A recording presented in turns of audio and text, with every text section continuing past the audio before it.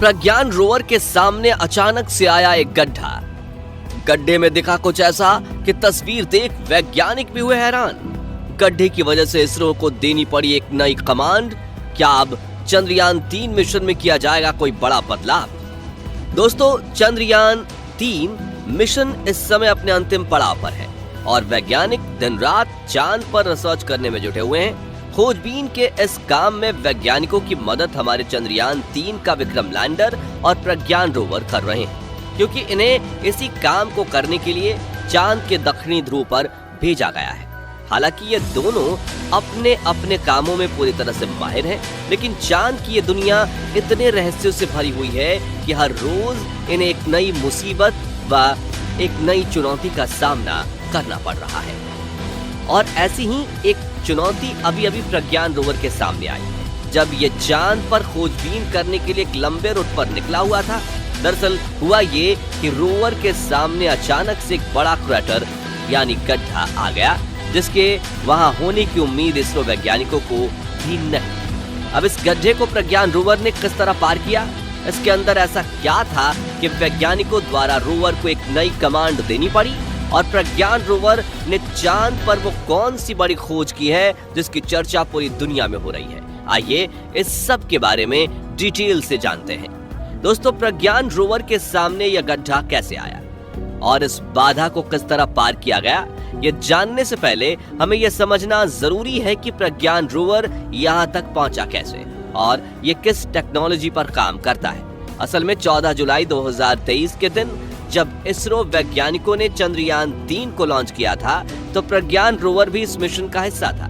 बल्कि सही मायनों में देखें तो इसरो साल 2019 से ही चंद्रयान 2 मिशन के दौरान अपने इस रोवर को चांद के दक्षिणी ध्रुव पर पहुंचाना चाहता था, लेकिन दुर्भाग्य और हमारे वैज्ञानिकों की कुछ छोटी मोटी गलतियों की वजह से चंद्रयान 2 चांद की सतह पर सॉफ्ट लैंडिंग नहीं कर पाया और इसके क्रैश होने के साथ ही प्रज्ञान रोवर भी पूरी तरह से नष्ट हो गया। अब क्योंकि इसरो ने अपने उसी अधूरे काम को पूरा करने के लिए चंद्रयान 3 को लॉन्च किया है, तो ऐसे में प्रज्ञान रोवर का इसमें शामिल होना बनता ही था। साथियों, प्रज्ञान रोवर एक फुल्ली रोबोटिक रोवर है, जिसके पीछे की तरफ 2 कैमरे लगाए गए हैं, जिन्हें हम रोवर की 2 आंखें मान सकते हैं। आपको बता दें कि इन्हीं 2 आंखों की बदौलत ये अपने सामने के एक बड़े गड्ढे को डिटेक्ट कर पाया, लेकिन इसके बाद क्या हुआ उसके बारे में डिटेल में हम आगे समझेंगे।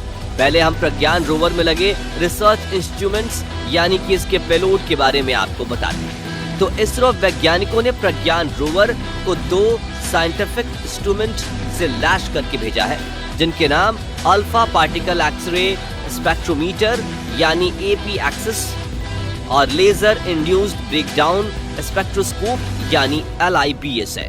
इसमें APXS के द्वारा एक स्पेस माइक्रोस्कोप के जरिए प्रज्ञान रोवर चांद पर मौजूद अलग अलग ऑब्जेक्ट्स जैसे मिट्टी, पत्थर और चट्टान वगैरह के सैंपल को बेहद करीब से देखकर गहराई से एनालाइज कर रहा है।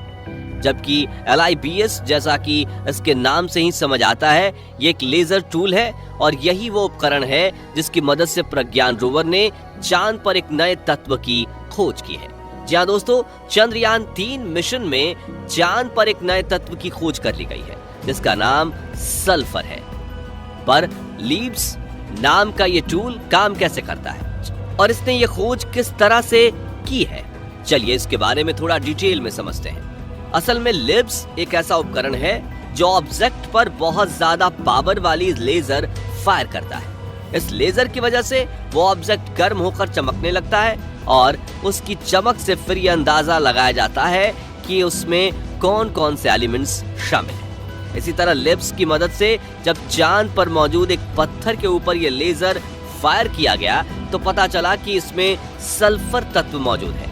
और सिर्फ सल्फर ही नहीं, बल्कि लिब्स की हेल्प से चांद पर एल्यूमिनियम, कैल्शियम और आयरन जैसे कई सारे तत्वों की खोज कर ली गई है और फिलहाल ये उपकरण यहाँ हाइड्रोजन ढूंढने का काम कर रहा है। अब आप सोच रहे होंगे कि एक 26 किलो वजन वाला रोवर, उसमें लगे इतने सारे साइंटिफिक इंस्ट्रूमेंट वाला 50 वाट बिजली से कैसे चल सकता है, क्योंकि इससे सोलर पैनल्स तो इतनी ही बिजली जनरेट कर सकते हैं।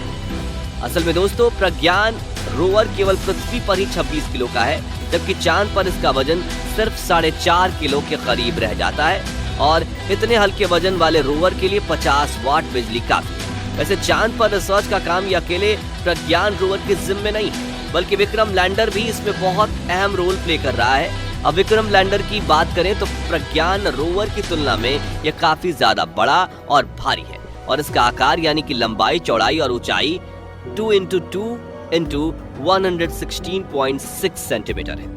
बॉक्स शेप में बने इस लैंडर का वजन 1724 किलोग्राम है, और इस पर लगे सोलर पैनल्स की मदद से ये 738 वॉट बिजली उत्पन्न कर सकता है। इसके अलावा इसमें नीचे की तरफ 4 मजबूत टांगे और 4 लैंडिंग थ्रस्टर्स लगाए गए हैं। इसके साथ ही इसमें एक्सेलेरोमीटर, अल्टीमीटर, डॉपलर, वेलोसीमीटर और स्टार सेंसर जैसे कई जरूरी सेंसर्स से इसे लैस करके चांद पर भेजा गया है। इन सब के अलावा रिसर्च का काम करने के लिए इसमें कई अलग अलग साइंटिफिक उपकरण यानी पेलोड लगाए गए हैं, जिनमें चेस्ट, रंभा, इल्सा ज्यादा मुख्य है।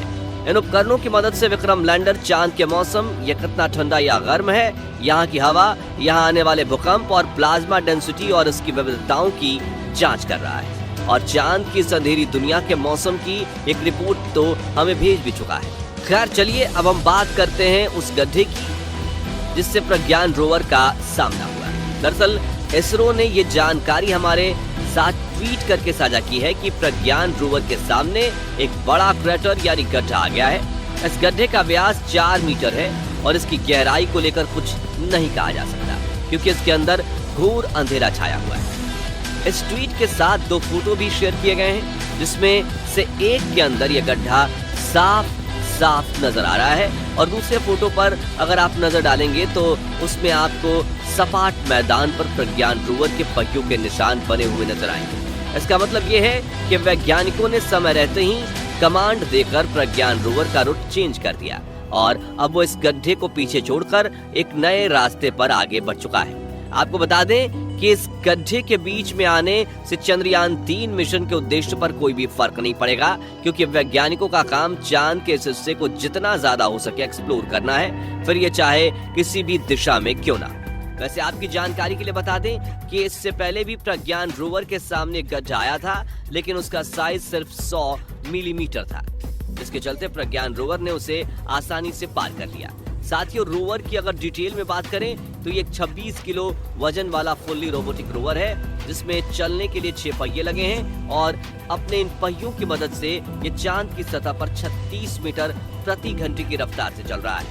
ये रफ्तार भले ही आपको थोड़ी कम लग रही हो, लेकिन एक रोवर के हिसाब से ये काफी अच्छी गति है। वैसे इन पहियों पर वैज्ञानिकों ने इसरो के लोगो और हमारे राष्ट्रीय चिन्ह अशोक स्तंभ को उकेरा हुआ है, जिसकी वजह से प्रज्ञान रोवर चांद पर जहां भी जा रहा है वहां जमीन पर ये निशान बन रहे हैं। और क्योंकि चांद पर कोई वायुमंडल नहीं है या ना के बराबर है, इसलिए भारत की ये छाप चांद पर ऐसे ही आने वाले करोड़ों सालों तक छपी रहेगी।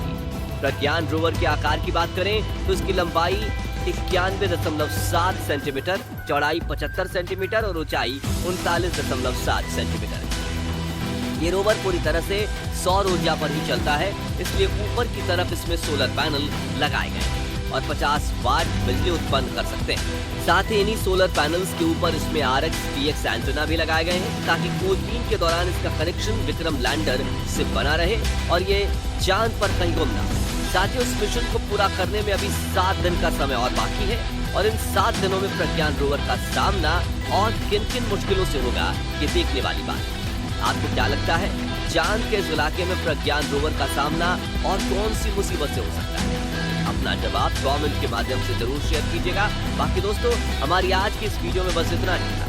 वीडियो अच्छी लगी हो तो इसे लाइक और शेयर जरूर करना।